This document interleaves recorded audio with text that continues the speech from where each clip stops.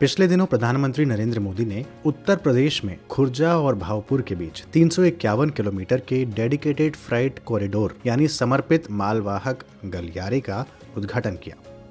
आखिर क्या होता है ये डेडिकेटेड फ्राइट कॉरिडोर यानी डीएफसी, भारत में कहां कहां डीएफसी का हो रहा है विकास और क्या है इसकी महत्ता, क्या होंगे इसके फायदे, जानेंगे सब कुछ। ज्ञान की डिजिटल दुनिया ध्येय रेडियो आप सुन रहे हैं। मेरा नाम है Anjum Sharma. Dedicated freight corridor यानी डीएफसी जो है वो माल और वस्तुओं के लिए, उनके आवागमन के लिए, उनके परिवहन के लिए एक मार्ग होता है। और जिस डीएफसी की हम बात कर रहे हैं वो एक रेल मार्ग है। इस तरह के जो मार्ग होते हैं उन्हें तेज़ी से पारगमन के लिए यानी सामान लाने ले जाने के लिए और कम लागत में परिवहन की दक्षता को उच्च बनाने के लिए इस्तेमाल किया जाता है।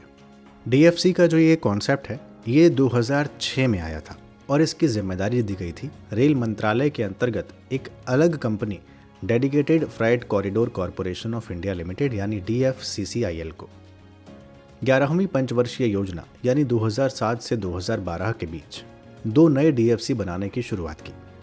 उनको नाम दिया गया ईस्टर्न और वेस्टर्न फ्राइट कॉरिडोर्स यानी पूर्वी मालवाहक गलियारा और पश्चिमी मालवाहक गलियारा। ईस्टर्न डेडिकेटेड फ्रेट कॉरिडोर जो है यानी EDFC जो है वो पंजाब से बंगाल तक बिखरा है। यानी पंजाब के लुधियाना में एक जगह है साहनेवाल, वहाँ से बंगाल के दनकुनी तक ये जाता है। इस पूर्वी गलियारे के रास्ते में बहुत सारी कोयले की खानें हैं, बहुत सारे थर्मल पावर प्लांट हैं, औद्योगिक शहर भी हैं। और ये रूट इसीलिए ज़्यादा अहम है क्योंकि यहाँ से जो सामान की ढुलाई होगी या फिर जो सामान ले जाया जा सकेगा वो ले जाने में आपको आसानी होगी। EDFC का जो रूट है वो पंजाब, हरियाणा, उत्तर प्रदेश, बिहार, झारखंड और बंगाल जैसे राज्यों को कवर करेगा। और सबसे ख़ास बात यह है कि पूर्वी डेडिकेटेड फ्रेट कॉरिडोर की बहुत बड़ी जो फंडिंग है, मेजॉरिटी फंडिंग जो है वो वर्ल्ड बैंक कर रहा है। पिछले दिनों प्रधानमंत्री ने जो भावपुर से खुर्जा सेक्शन की शुरुआत की, जिसका उद्घाटन किया, वो 351 किलोमीटर की लाइन है जो कानपुर और दिल्ली की जो मेन लाइन है उसके लोड को कम करेगी और जो मालवाहक गाड़ियां होती हैं उसकी स्पीड को बढ़ा सकेगी। ईस्टर्न डेडिकेटेड फ्रेट कॉरिडोर की कुल लंबाई जो है वो 1839 किलोमीटर है। यानी पंजाब से बंगाल के बीच की जो दूरी है जहां पर ये मालवाहक गाड़ियां चलेंगी उसकी जो लंबाई है वो 1839 किलोमीटर है। अब आते हैं वेस्टर्न डेडिकेटेड फ्रेट कॉरिडोर पर। वेस्टर्न डेडिकेटेड फ्रेट कॉरिडोर यानी WDFC ये 1500 किलोमीटर का गलियारा है जो उत्तर प्रदेश के दादरी से शुरू होगा और जवाहरलाल नेहरू पोर्ट ट्रस्ट बंबई तक मुख्य पोतों को, मुख्य शहरों को कवर करेगा। WDFC यानी पश्चिमी गलियारे के तहत हरियाणा, राजस्थान, गुजरात, महाराष्ट्र और उत्तर प्रदेश राज्य आते हैं। इसके बड़े हिस्से की जो फंडिंग है वो जापान इंटरनेशनल कोऑपरेशन एजेंसी कर रही है। तो ध्यान रखिएगा, ईस्टर्न डेडिकेटेड फ्रेट कॉरिडोर की फंडिंग वर्ल्ड बैंक द्वारा की जा रही है, जबकि वेस्टर्न की जापान इंटरनेशनल कोऑपरेशन एजेंसी यानी GICA द्वारा। ईस्टर्न और वेस्टर्न यानी पश्चिमी और पूर्वी गलियारे जहां पर दोनों एक दूसरे से आकर मिलेंगे, जो कनेक्टिंग लिंक होगा वो दादरी और खुर्जा के बीच में रहेगा। इस पूरी परियोजना में नई रेल लाइनें तो विकसित की ही जाएंगी जिसके ऊपर सिर्फ और सिर्फ मालगाड़ियां ही चलेंगी। यानी एक तरीके से देखा जाए तो मालवाहक रेल लाइन और यात्री रेल लाइन दोनों एक दूसरे से अलग रहेंगी। अभी क्या होता था, दोनों रेलगाड़ियां एक ही लाइन पर चलती थी, अब इन्हें अलग अलग चलाया जाएगा जिससे दोनों की स्पीड में अंतर आएगा, यानी वो तेज़ी से चलेंगी। और दूसरा, दोनों को एक दूसरे के रास्ते में पास देने में जो दिक्कतें आती थी अब वो नहीं आएंगी। अब जानते हैं इनकी ज़रूरत क्या थी। देखिए, भारत में आप जानते हैं जनसंख्या का बोझ बहुत ज़्यादा है, आधारभूत संरचना उतनी बेहतर नहीं है जितनी होनी चाहिए, हालांकि अब धीरे धीरे हो रही है। तो रेलगाड़ियाँ जो हैं वो समय से अपनी जगह पर नहीं पहुँच पाती, कभी कभी समय से चल भी नहीं पाती हैं, ये आम बात हो चली थी। ऐसे में रेल मंत्रालय को लगा कि जब हर साल नई रेलगाड़ियाँ चलाई जा रही हैं, नई रेल लाइन बिछाई जा रही हैं, तो रेल ट्रैफिक धीरे धीरे अब भारत में बढ़ रहा है।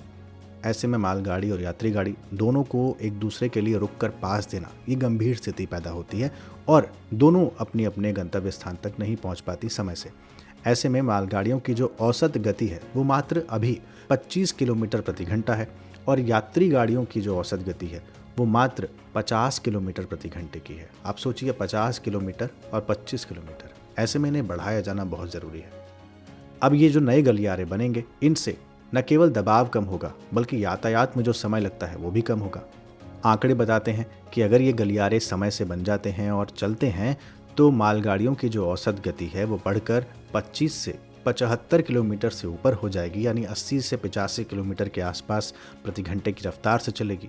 और मालगाड़ियों के देरी से चलने की वजह से उनमें रखा जो सामान खराब हो जाया करता था, जैसे फल हैं, सब्जियां हैं, दूध हैं या फिर और अन्य प्रकार की खाद्य सामग्रियां हैं, वो अब खराब होने से बचाया जा सकेगा। अगली बात यह है कि भारत में ई कॉमर्स मार्केट बहुत तेज़ी से बढ़ रहा है। ऐसे में ये गलियारे कहीं ना कहीं उन्हें सपोर्ट करेंगे, उनके लिए वरदान भी साबित हो सकते हैं। बहुत सारी ई कॉमर्स कंपनियां हैं, आप जानते हैं, जिनसे आप भी सामान खरीदते होंगे, लेकिन वो अभी डिलीवरी के लिए रेलवेज़ का उपयोग नहीं करती हैं। क्यों? क्योंकि समय से सामान पहुंचाना उनकी प्रतिबद्धता है, उनका उत्तरदायित्व है। अब जब रेलवे अलग से लाइन चलाएगा तो संभव है कि वो भी जल्दी डिलीवरी के लिए रेलवेज़ का उपयोग कर पाएँ, जिससे न केवल रेलवेज़ को फ़ायदा होगा बल्कि ई कॉमर्स कंपनियों को भी सस्ते दाम में डिलीवरी कर पाना पॉसिबल हो पाएगा। इन सब से भारतीय अर्थव्यवस्था को अपने आप गति मिलेगी। आप जानते हैं, सब कुछ एक दूसरे पर निर्भर करता है। अगली बात यह है कि वेस्टर्न डेडिकेटेड फ्रेट कॉरिडोर पर बहुत सारे बंदरगाह हैं।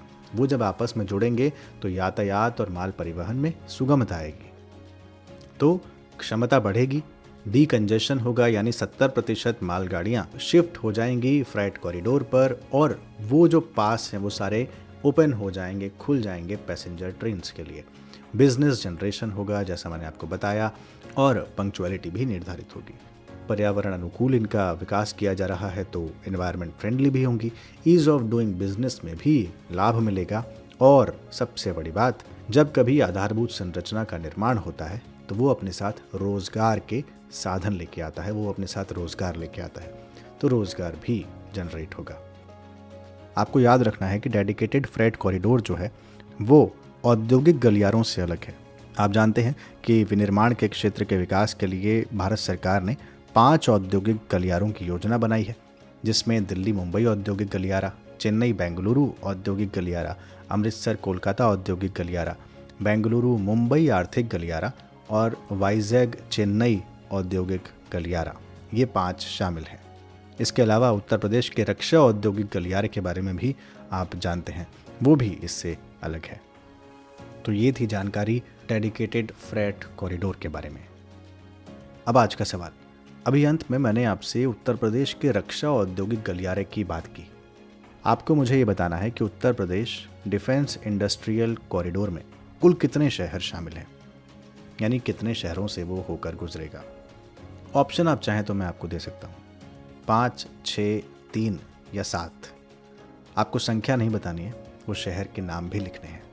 इसका जवाब आपको अगले पॉडकास्ट में मैं बताऊंगा। तो ये था आज का ध्येय पॉडकास्ट। ये पॉडकास्ट आप ध्येय IAS की वेबसाइट पर भी सुन सकते हैं।